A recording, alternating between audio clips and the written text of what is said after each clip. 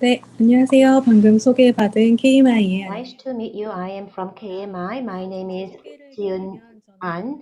I'm a senior researcher. I majored in marine management at university and I have joined KMI about 5 years ago. I am currently working in the International Cooperation Division of KMI, doing research on international cooperation. So today we are having this workshop co-hosted by KMI and World Bank. And I am so happy to meet experts from Bangladesh, although we are having this meeting online. And I'm so honored to introduce to you about Korea's achievements and experiences. And I hope that through today's forum, we can have more active exchange between countries. So I will go into my presentation. The title is Current Status and Policy of Fisheries in Korea. So first, let me introduce what KMI does, its roles and responsibilities. And then I will go into the overview of fisheries in Korea. And then the final part is about key issues and policies on fisheries in Korea. So I think that the interpretation is being provided. I want to check whether the interpretation is provided properly. 통역 괜찮습니다. 잘 보고 Yes, 있습니다. yes, we can hear it. So this is about KMI. So as you can see here, this is the building that I am working currently. If it was not due to the COVID-19, I think that we could have had you invited to this building. So I feel very sorry for that fact. So for KMI, we are under the Prime Minister's office. We are a think tank dedicated to ocean and fisheries. So we do a lot of studies on the, as you can see at the bottom, we study the marine policy and about the maritime industry and port research and also about the fisheries policy as well. So we are responsible for developing national policies on maritime affairs and fisheries, and also we do the studies on related industries and distribute the outcome of our research. And we also do a lot of cooperation and information exchanges with other industries and academia and overseas countries. So you can see this is our organizational chart.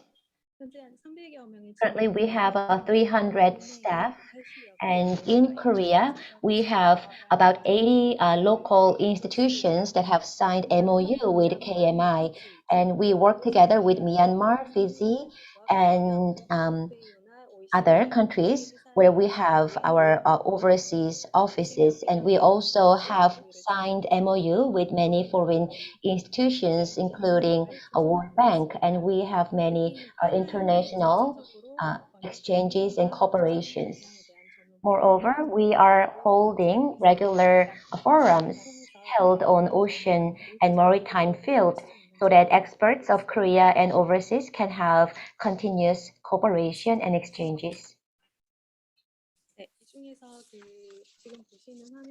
So this slide, you can see what we do at our division. So this is the Fisheries Policy Research Division, and under this division, we have Fisheries Policy Research Department and the Fisheries Resource Research Department, and etc. And in this division, we do the studies on the policy and also about distant water fisheries, global fisheries industry status study. And at the Fisheries Policy Implementation Division, we support Korean fishermen who are suffering damage due to FTA, and we also do studies on overseas market to forecast the future market trend. So far I have explained to you about KMI, and now I'll go into the overview of fisheries industry in Korea. So before I go into the main part, I will show you some pictures. So these are pictures of Seoul and Busan of 1950s. So this is what you see today, Seoul and Busan of today. So you can see big changes. We had great growth in terms of economy and society. So if you look at that in numbers, you can see the graph and the tables. And we call this kind of big growth of Korea as the miracle of the Han River. So we have achieved this miraculous economic growth. So that is the big growth that we had since 1950s, a lot of economic growth, and that made Korea to transform from a developing country into a developed country. So if you look at the GDP of Korea in the past, we had about $1.6 billion, but that grew by a big number. So currently our GDP is about the 10th in the world, and you can see that it's really a miraculous economic growth. And next is our fisheries industry position in the global market. So in terms of production, in 2020, Korea had produced about 3.6 million tons, ranking about 14th. And we have, in terms of the capture fisheries, we have ranked about 19th with 1.3 million metric tons of production. Next is the export. So you can see that we ranked 16th in the world in terms of the trade volume. And out of this, you can see that we have more import than export. So if you look at the trade balance, we still have this kind of imbalance because we have more import. So this is the trade quantity. So import is about 600,000 tons. So we have ranked 6th in terms of the fisheries import.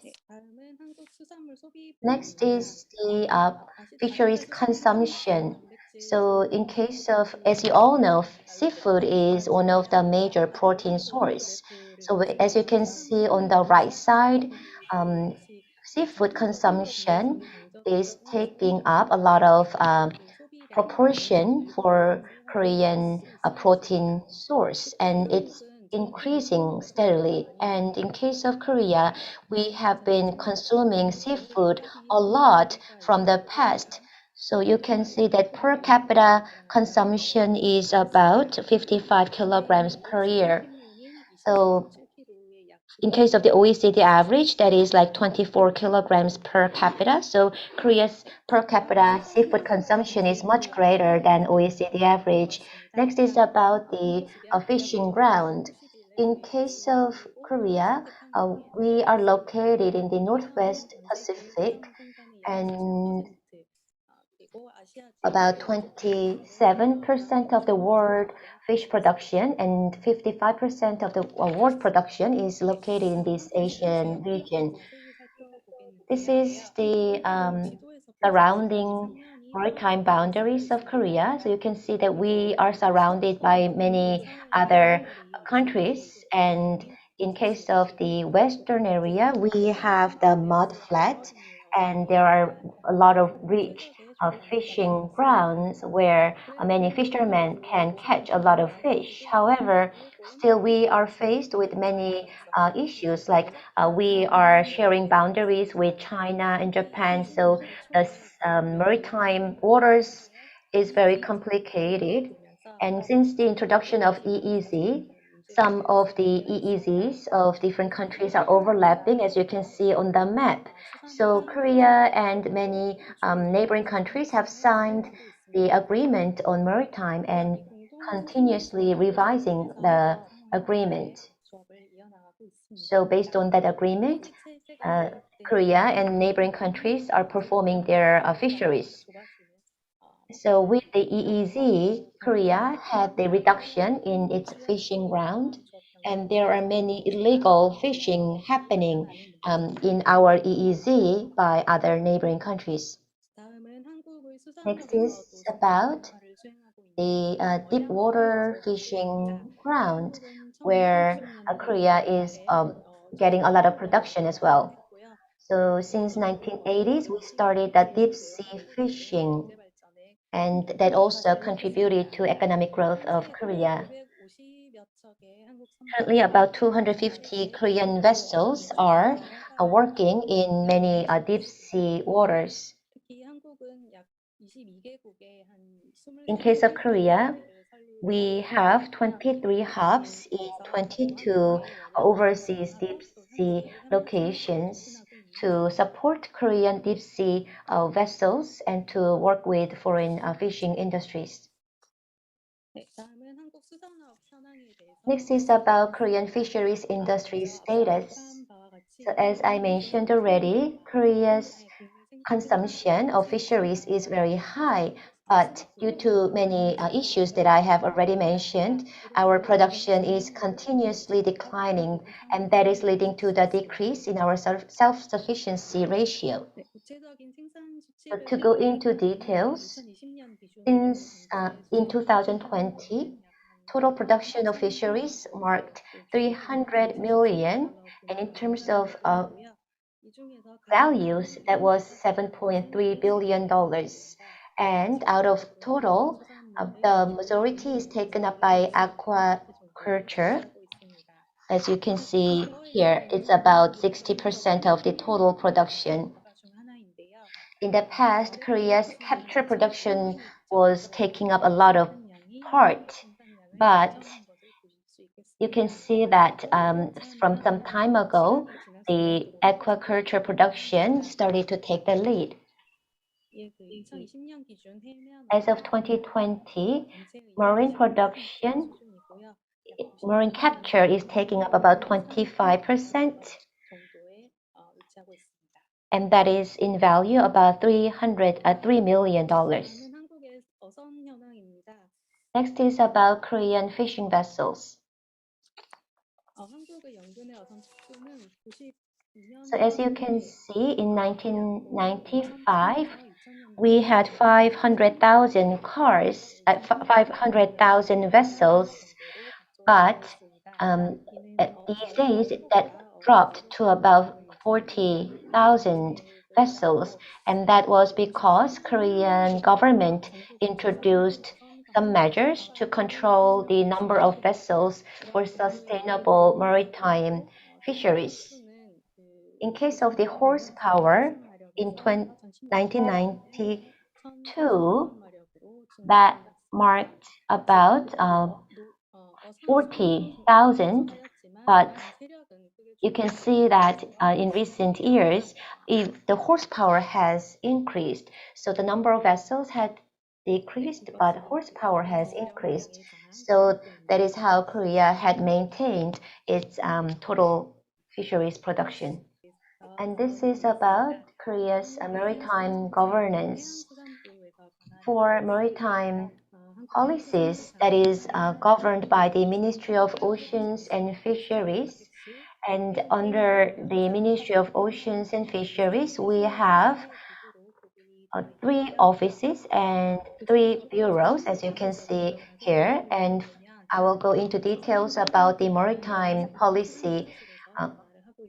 And actually, that policy is governed by the Marine Policy Office, and we also have Fisheries Policy Office, and under the Fisheries Office, we have 3 bureaus, and you can see that they have very detailed roles and responsibilities classified by different maritime spaces and other detailed tasks.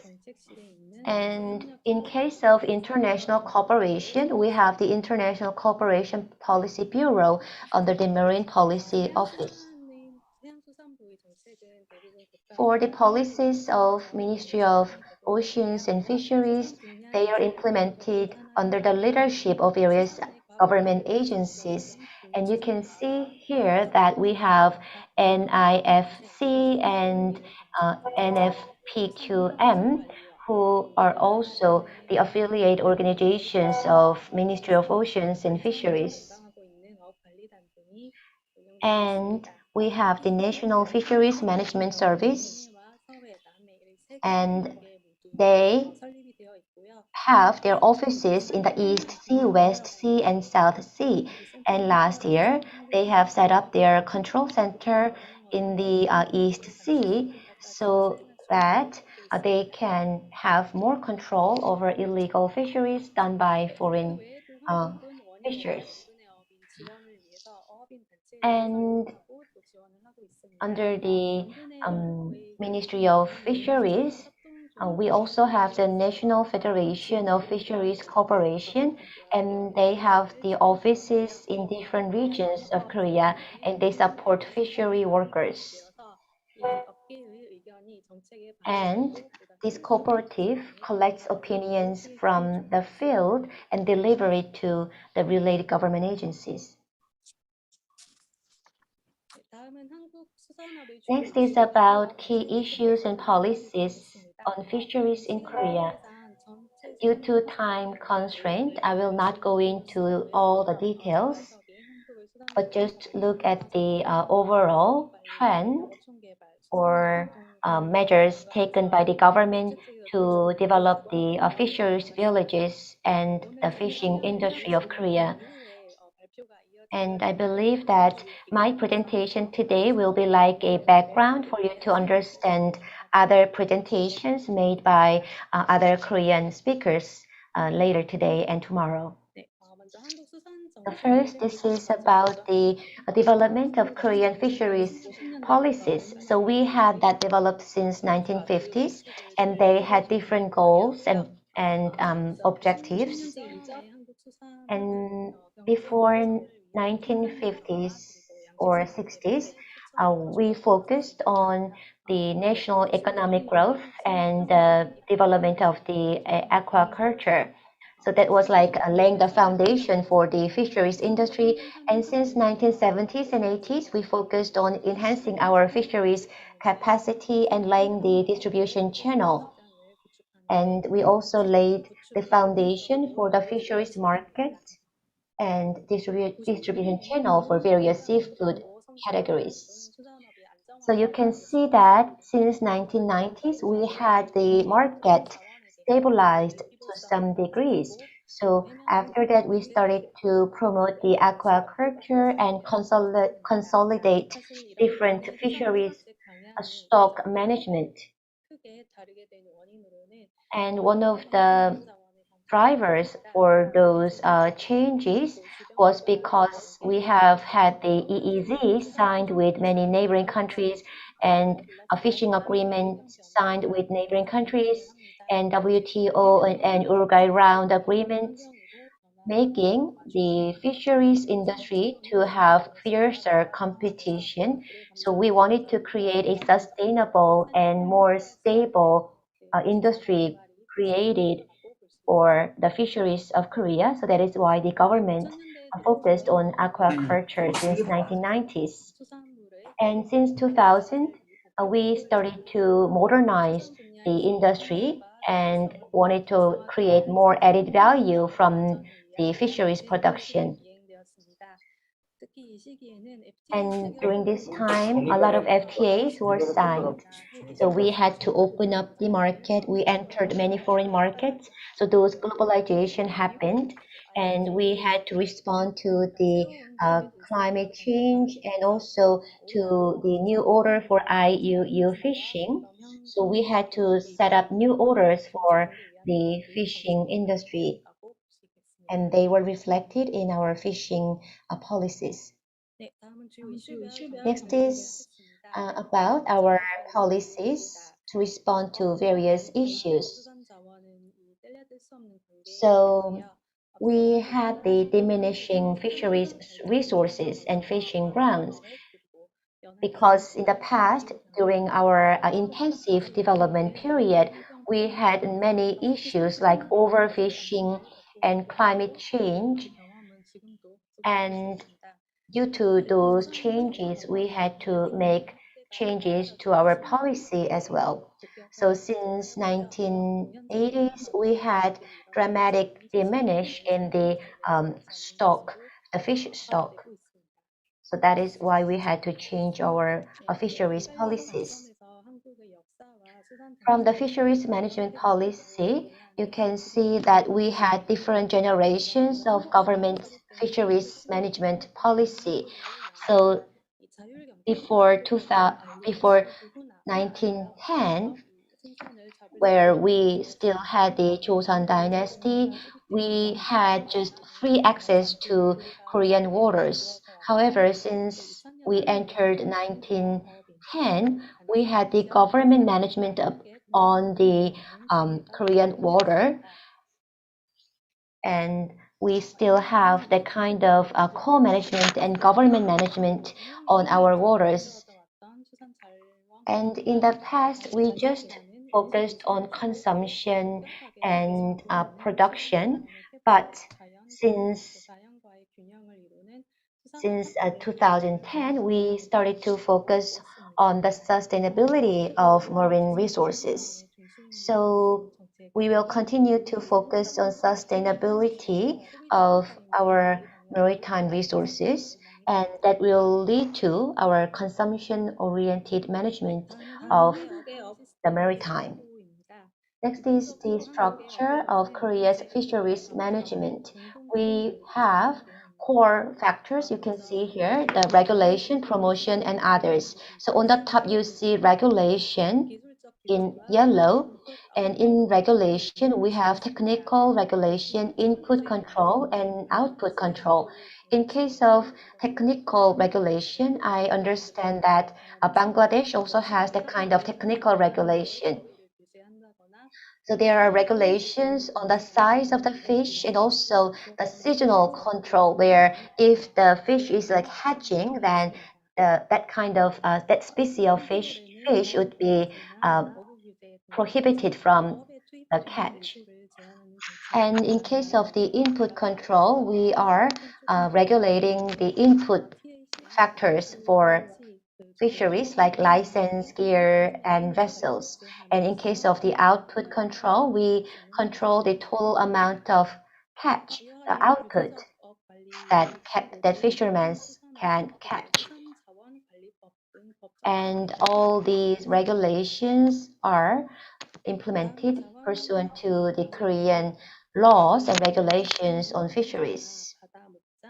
And in case of promotion, we have the stock enhancement carried out for promotion. So we create artificial reef, we release fries, and we create marine ranch and a marine forest. And there is a government agency responsible for this specific job. And we also have the fishing vessel buyback, which is to reduce the number of vessels operating in the sea.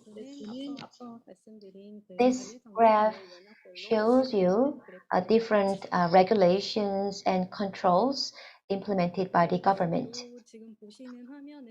For this slide, this shows the fish species and areas of Korea where TAC is implemented, and the Korean Ministry of Fisheries announced what kind of species and which areas of the water would be applicable with this TAC. So the total quota for each individual fisher would be allocated. And this TAC was first introduced in 1999 for 4 species of fish. And as you can see here, the applicable species continue to increase. So as of this year, we have 15 species where a TAC is applied. And for the smooth implementation of TAC, the government is making a lot of promotion and knowledge sharing sessions provided to the fishing villages so that the fishers can understand what kind of species are restricted from catching. So you can see that these are some measures that the government is implementing to enhance the fish stock. So you can see artificial reef creation and fry releasing, marine ranching creation, and marine forest creation. So you can see details. You can see the slide for details. And this is the artificial reef and marine forest. On the left side, you can see artificial reef. In Korea, considering the coastal landscape, we have 72 different kinds of artificial reef. And on the right side, you can see the marine forest created. And as you can see on the top, there were a lot of restrictions under the sea, and a lot of marine resources were diminished. But with this marine forest program, you can see that we have this affluent and rich maritime created again. Next is about the marine ranching program.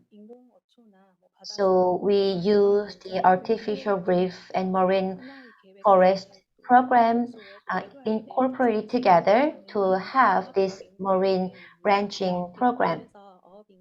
Through this program, the fishing community and the fishers can enjoy the rich marine resources and enjoy stable business.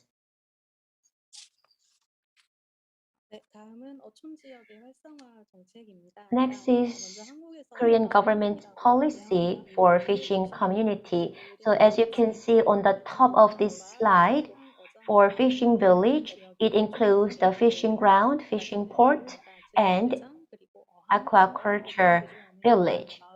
So it includes all the areas where the fishers work and live. And here I will tell you about the status of the fishing community. The number of fishermen declined steadily over the past years.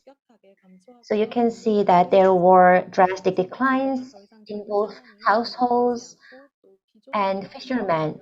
And you can see that fishermen population is aging and the young people are not coming into the fishing community anymore. And this is the comparison between the fishing household income and the urban household income. So you can see that, of course, we are having some increase in fishing household income, but still it is not matching the level of the urban household income. And this kind of income gap is causing the aging of the fishing community. For sustain, in order to resolve this problem of the continuous decline in the number of fishing population and the aging of the fishing community, there are some policies implemented here. You can see that in 1970s and 80s, the government tried to improve the basic living condition of the region, and after that, there were many rural development policies implemented. At that time, there were modernization of houses that were supported by the government and the entire community being developed by the government. Since 2000, we started to change our policy direction to focus on self-sufficiency and capacity building of the fishing community. So we trained the community so that they can develop their own income generating sources, like creating the traditional themes to attract tourists to the region, and that led to the vibration of the local economy. So these are some recent policies implemented in fishing communities. So this is titled the Fishing Village New Deal 300 Project. So this is like incorporating all the government policies targeting the fishing community vibration. So you can see that the government is trying to develop the overall fishing community with various projects. So it started from 2019 until 2024. It's like a 3-year per area, and total budget of 3 trillion won will be invested. I'm not sure whether you can see this photo clearly, but this is the new project that was recently selected. So on the left side, on the left bottom side, you can see there are a revamping of the port and the terminal passenger vessels being created and maritime taxi being operated and the fish drying facility to be constructed. So there are various activities to be implemented.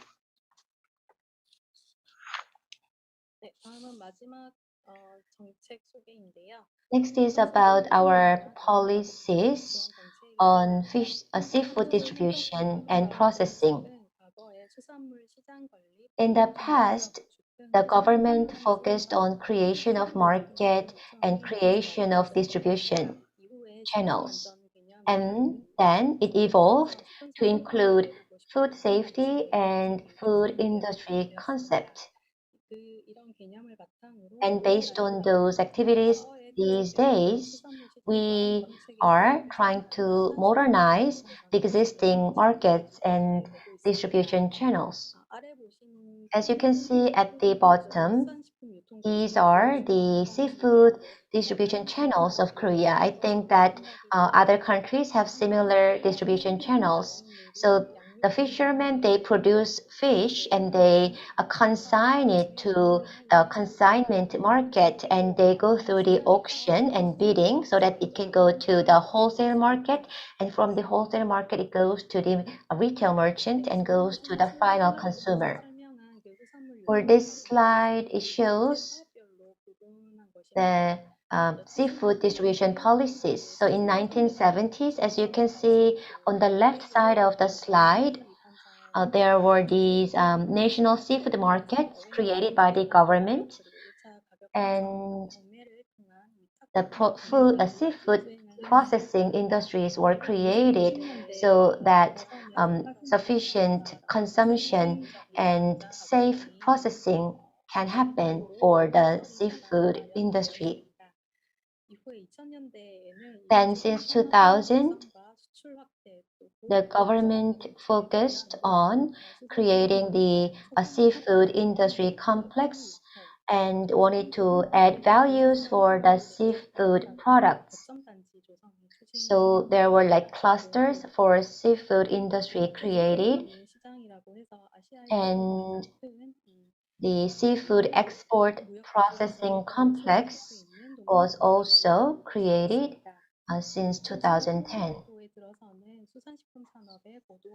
And as you can see here, we had the modernization of seafood markets and processing facilities, and that enhanced the sanitation and hygiene of existing facilities.